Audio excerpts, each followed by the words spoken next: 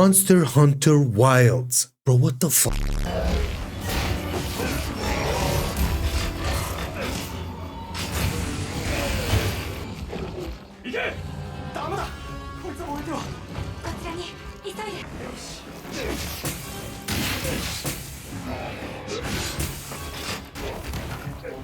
You know that feeling when you open Steam during a Friday evening to check what you might possibly be playing for the coming weekend, only to be reminded of a Monster Hunter Wilds open beta happening right then and there, and knowing that Wilds is arguably my most hyped game for the coming year of 2025, you know I had to hop onto this game to see what has changed and how awesome the new Monster Hunter game might possibly be. But there is a rather big but here to talk about. As good as the beta and additions were in terms of positives, of course, there are some things here that maybe left me a bit cautious as to how the end product will feel like in the long run, and if it will ultimately go down well with some of the more hardcore Monster Hunter fans out there. Now, if you thought World is more casual friendly, then I hate to say it, broski, it looks like Wilds, for me at least, seems like maybe even a bit more casual in a lot of ways, which we'll get into in a bit, and it might be a bit controversial to say in all honesty, and I recognize that I'm like 1 minute into the freaking video and I've already said something like that, but let me explain. So subscribe if you're new and let's get into whatever the f this game is,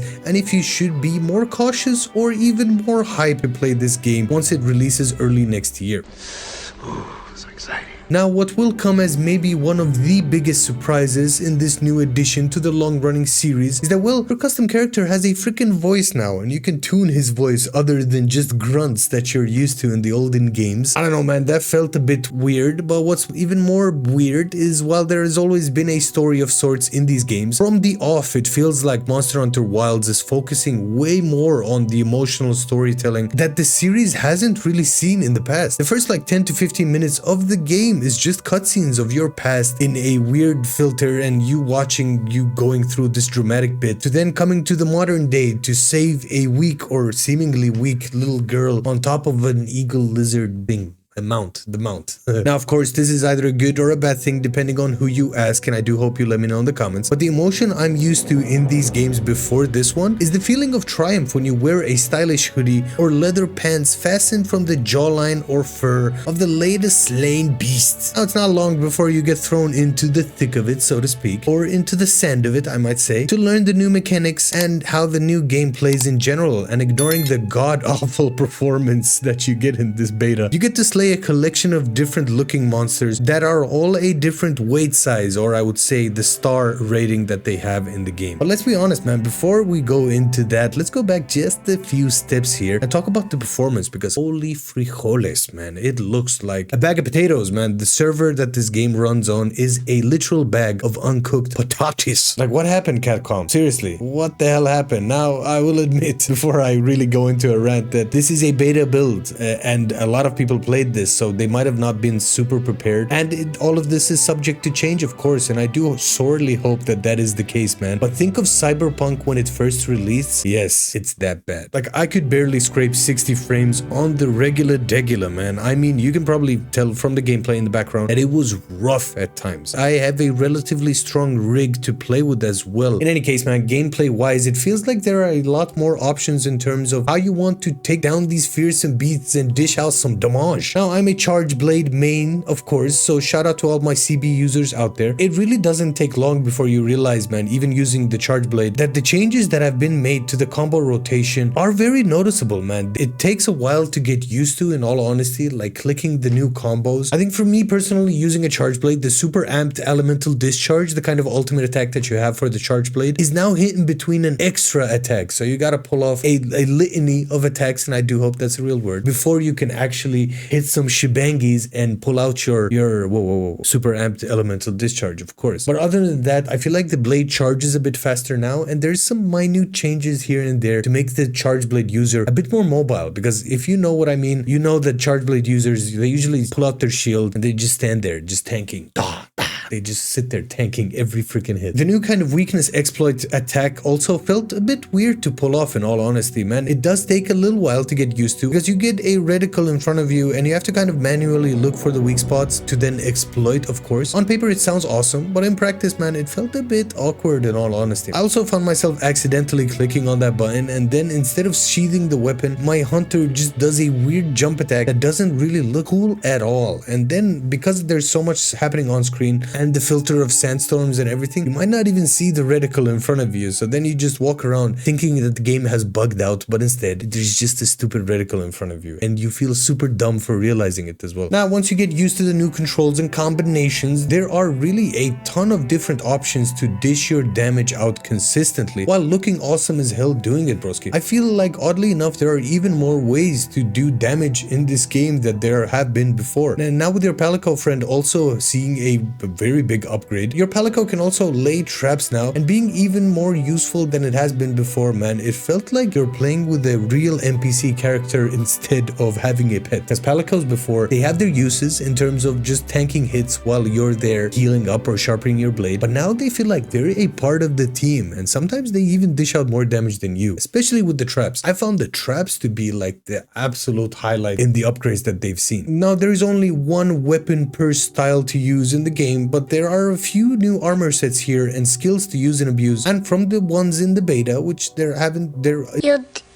isn't really a lot. I didn't come across any new skills or trades per se, but the outfits just overall just looked cool as hell for the fashion police players out there. There are like 4 monsters to hunt, and I don't know if the health bars have been boosted or if in comparison to the monster, the weapon that you have to use is just absolute trash level, but I feel like they were a bit more spongy, like damage spongy, in terms of just I was hitting them like over and over again, pulling out mad good combos, just crazy good combos, man. Like, oh my god, like the best ever freaking combos you've ever seen. While I say that, it does still take around 10 minutes to clear a mission if you really lock the fuck in, but I don't know, man. It might be the fact that the last time I played Monster Hunter, my guy was an absolute unit in dishing out damage, as I did max out every kind of explosive skill that I had. But moving on from that, man, the map area was huge though. Like, it's still the same kind of layout that you're used to as a Monster Hunter player. What really hit me as a surprise was the size of the maps, man, because the scale has been bumped up quite a bit, and it was really nice to see. The mount that you have also makes traversal way easier because it has this auto follow function that frees up some finger real estate that lets you focus on sharpening your gear on top of using healables either in game or in real life by chowing down on some chips. Like, bro, clean your freaking hands before you touch your keyboard again. Damn. Or controller. I'm on your ass. The mount also doubles as a storage unit for the first time like ever, and you can actually switch weapons on the fly pretty much from your mount, which I do have to say I found very odd, man. Like, but in a good way. Like, when the game told me I could do it, I let out an audible scream, letting all my imaginary friends know that I approve of this feature. Oh my god! Wow! And boy oh boy, speaking of features, man, there are a bunch of added stuff here, with your health bar indicating now that there is a fatal attack coming your way to let you know that as a charge blade user as well, you can't tank this one, broski. You gotta get the frig out of the way so that you can then reassess the situation and lock back in, man, with your amp elemental discharge and all of that good stuff. I said discharge too many times, man. Some people might take it out of context. There are more interactable things in the world around you as well. They might really give you an upper hand on multiple occasions. You can even cook a full-on freaking meal on the go. Now, if you have the necessary ingredients, of course, there are additions here that makes you genuinely think that, damn, why weren't these features here in the previous games? As it feels like the devs went on Reddit and made a list of the most requested features and added those into the game, man. It was absolutely awesome to see. Now, one thing that I don't know how I feel about this even to this day is the always online aspects that there are in the hub area, that you can always see other players do their thing, and it's not a big issue if it didn't tank the freaking performance like crazy. Now, I'm sure they will add a offline feature for the solo dolo hunters like myself on release, but another thing that might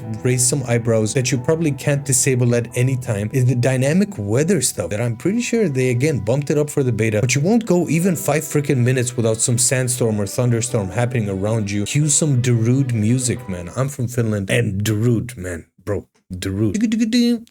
Please don't copyright me. Like, honestly, man, it happens so often that it started to feel more gimmicky than anything else. And it would be very nice to look at if it didn't tank the performance again by so freaking much. But with all these positives and not so positives, as well as questionable things in the beta, it begs the question of, is the game fun, of course? And while the game hasn't been released yet, so I can't give it an imaginary rating like we also love to do on this channel, I will instead say that even though the performance was potato level ass at times, I did overall enjoy the absolute shit out of the beta, my broski. I know the end product will come with even more additions in terms of probably mechanics. You've got multiple weapons to grind towards, multiple pieces of gear to grind towards, multiple weapons to slayeth and layeth thy weapon upon. And also on top of this, man, even the most grind or loot hungry goblins out there, and I'm looking at you, broski, you're gonna get satisfied. You're gonna get your fill out of playing Monster Hunter, because these games are all about the grind. If you're a fan of the series like I am, then get freaking hyped, man. This game is gonna absolutely slap once it comes out, barring of course that they do fix the performance issues and maybe tone it down a bit with the weather effects and the environmental stuff, man. We get it. It looks cool and your engine can run it, okay? We get it, man. Come on, give us some regular weather for a change, man. Like, I want to see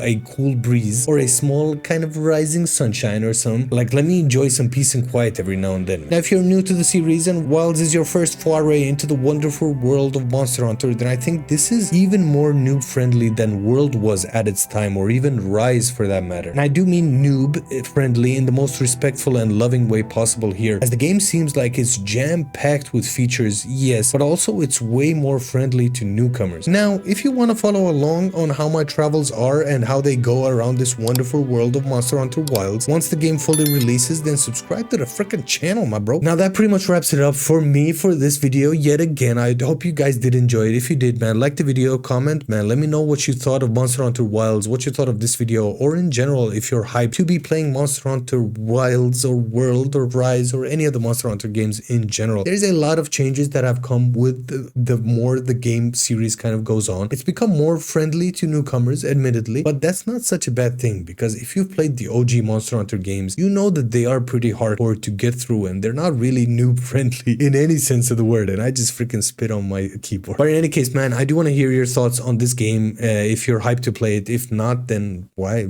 Let me know, man. Just write why you're not hyped. I hope you guys have a great day wherever you're from, whichever time of day you watch this at. I've been your broski. I don't really know how to end this video, so click this link right there or this link right there, or subscribe to the channel in general, man. I got a few Monster Hunter videos for you to watch after this one. Keep on trucking, my broskis. Peace out.